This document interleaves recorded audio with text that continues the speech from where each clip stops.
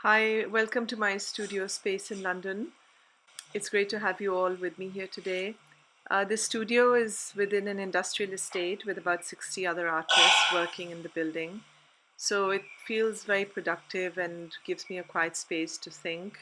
The studio in London is really quite different from my space in Karachi. Each space offers sort of different possibilities.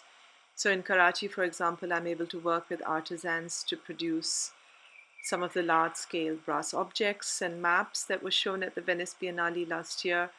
And here in London, I'm currently working on a series of drawings and screen prints with the Invisible Print Studio.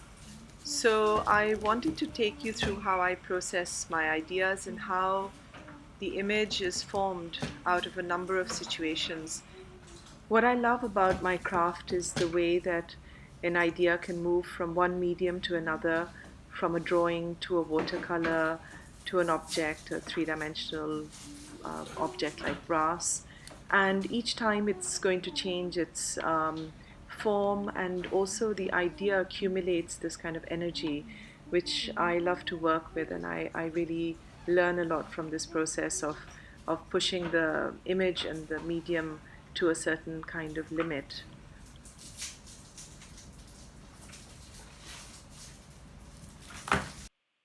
So, this image began as a small drawing in my sketchbook about 6 years ago, and I titled it A Drawing Towards a Moving Image. So, right from the beginning, there was this sense, this image sort of becoming a series of frames for a film or a series of thoughts that kind of mutate and reform through these bubbles, through these two spaces. And its fluid shape was really what informed my thinking on vision. And it allowed me to supplement the theoretical twisting of space and time with a physical one, and also to sort of cement a relationship between drawing and optical devices. I found this archival document in the ruins of the Weather Observatory on Manora Island. The almanacs contained advertisements of communication equipment, life rafts, and navigational tools, and these images were remarkable examples of mid 1960s design aesthetics. But they also seemed to veil the anxiety of Cold War surveillance and to speak of a time before globalization. So I treat the image a bit like an object that gets submerged in the ocean and forms its own identity and history as it comes into contact with other materials. Its ecology is really formed through this slow process of encounter. And in this case, it is the movement from an archival image to a moving image drawing, a photographic assemblage. So each medium brings its own specificity.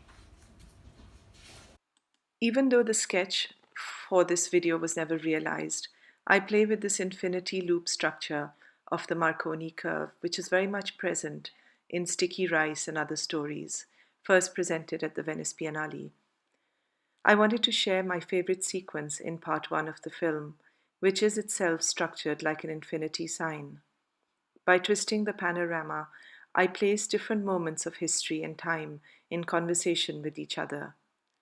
On two ends of this silent scene are verbal attempts at mapping the geopolitical history of the region, the rivalry of global powers for trade routes, and the displacement of artisanal practices from South Asia after colonial rule.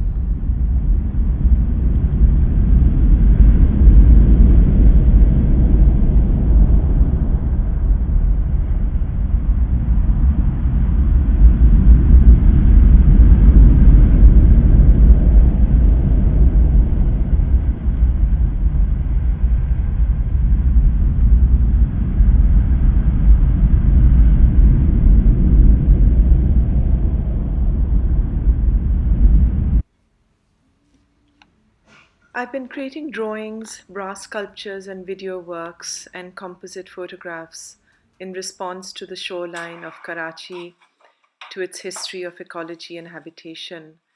And to record these social and ecological changes means to bear witness to its religious history, to the memory of British rule and its empire, and to the history of partition, and also to drastic changes in the land, its built structures and people, and also to the weather patterns and the changing ecology of this region.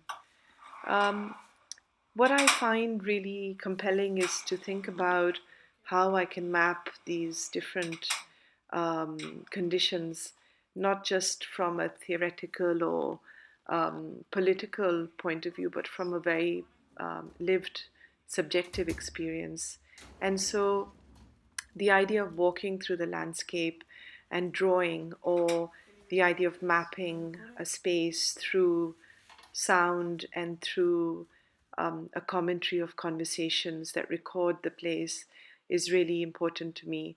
And all of this, again, comes back to the land as a kind of testimony that bears witness to change and bears witness to different forms of violence on the landscape.